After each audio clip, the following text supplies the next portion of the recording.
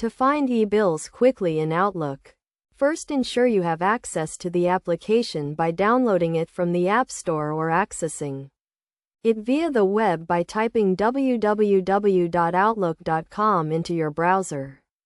Once you've accessed the Outlook application, you can explore its various features.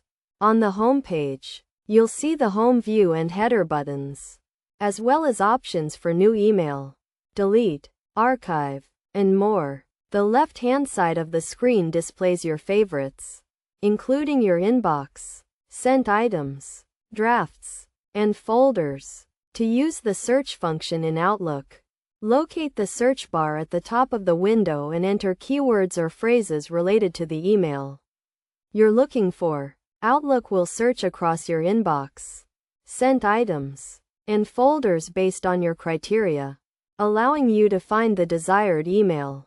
You can also filter the search by selecting specific folders to streamline the results. By using the search function in this way, you can efficiently find e-bills and other emails in Outlook.